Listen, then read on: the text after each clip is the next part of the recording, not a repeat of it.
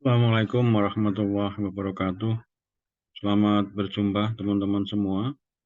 Pada kesempatan kali ini, kita akan membahas akuntansi perusahaan dagang dengan sistem periodik. Perusahaan dagang merupakan salah satu jenis perusahaan yang kegiatan utamanya adalah membeli dan menjual barang dagangan. Dalam kegiatan pembelian, bisa terjadi secara tunai maupun kredit. Demikian juga untuk penjualan, bisa terjadi secara tunai maupun secara kredit. Dalam pembelian, apakah itu secara tunai ataupun secara kredit, dapat terjadi kondisi yaitu adanya potongan pembelian, beban angkut pembelian, dan retur pembelian. Untuk penjualan, baik itu secara tunai maupun secara kredit, dapat terjadi kondisi adanya potongan penjualan dan retur penjualan. Untuk pembelian tunai, beberapa kondisi yang dapat terjadi, yaitu kondisi pembelian tunai tanpa potongan pembelian, dengan potongan pembelian, beban angkut pembelian, dan retur pembelian. Untuk penjurnalan, pembelian tunai tanpa potongan pembelian, jurnalnya yaitu pembelian, debit, kemudian kreditnya kas. Untuk pembelian tunai, dengan adanya potongan pembelian, jurnalnya pembelian, debit, potongan pembelian, dan kas di sebelah kredit. Beban angkut pembelian, jurnalnya beban angkut pembelian, debit, dan kas di sebelah kredit.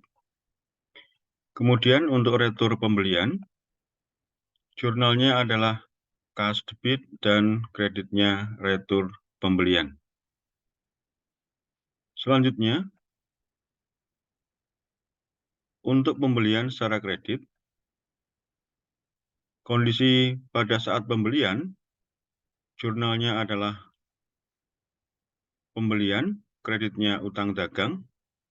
Kemudian pada saat pelunasan, dan pada saat pelunasan terdapat potongan pembelian, jurnalnya adalah utang dagang debit, kemudian kreditnya potongan pembelian dan kas. Untuk pelunasan tanpa potongan pembelian, maka jurnalnya adalah debit utang dagang dan kreditnya kas. Untuk beban angkut pembelian, jurnalnya adalah beban angkut pembelian kreditnya kas, karena di sini beban angkut biasanya secara tunai. Sedangkan untuk retur pembelian, dari pembelian kredit, ini jurnalnya utang dagang di sebelah debit dan retur pembelian di sebelah kredit. Untuk penjualan tunai, ada 3 kondisi. Di sini tanpa potongan penjualan, dengan jurnal kas, kreditnya penjualan. Kemudian penjualan tunai, dengan potongan penjualan, jurnalnya adalah kas dan potongan penjualan debit. Kemudian kreditnya adalah penjualan.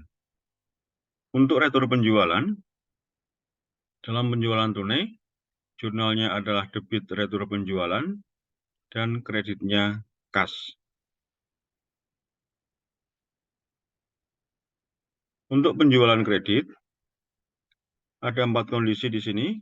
Pada saat penjualan, jurnalnya adalah piutang dagang debit, kreditnya adalah penjualan.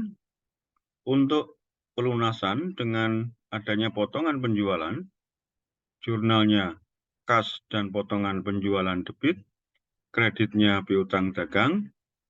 Kemudian pelunasan tanpa adanya potongan penjualan, jurnalnya debit piutang dagang dan kas di sebelah kredit.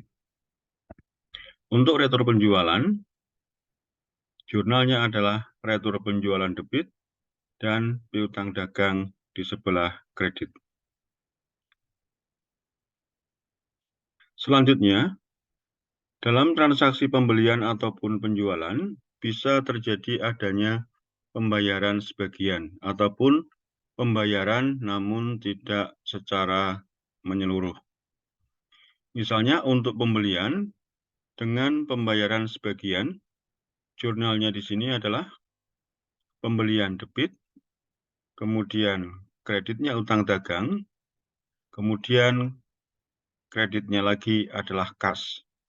Di sini kas menunjukkan adanya pembayaran sebagian, sehingga sisanya menjadi utang dagang. Untuk penjualan, dengan pembayaran sebagian, jurnalnya adalah kas, debit, dan piutang dagang sebelah debit, kreditnya adalah penjualan. Kas di sini menunjukkan adanya penerimaan kas atas pembayaran sebagian dari penjualan dan sisanya menjadi piutang dagang.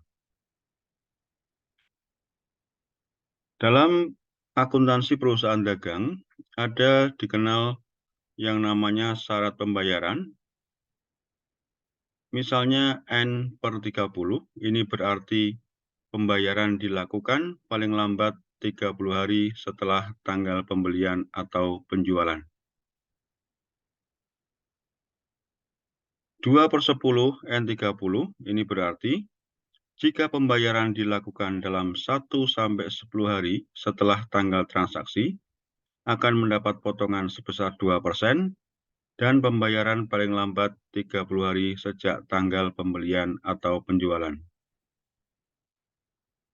Contoh lagi, 5/10 N/45, ini artinya jika pembayaran dilakukan dalam 1-10 hari setelah tanggal transaksi, akan mendapat potongan sebesar 5% dan pembayaran paling lambat 45 hari sejak tanggal pembelian atau penjualan.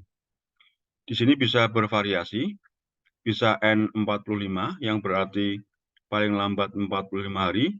Demikian juga untuk prosentase, ini bisa 10, bisa 15, dan sebagainya. Jadi di sini hanya contoh untuk memberikan gambaran bagaimana mengartikan adanya syarat pembayaran. Demikian untuk akuntansi perusahaan dagang dengan sistem periodik, semoga bisa menjadi pedoman di dalam penjurnalan akuntansi pembelian dan penjualan barang dagangan. Semoga bermanfaat. Jangan lupa subscribe, like, dan share. Assalamualaikum warahmatullahi wabarakatuh.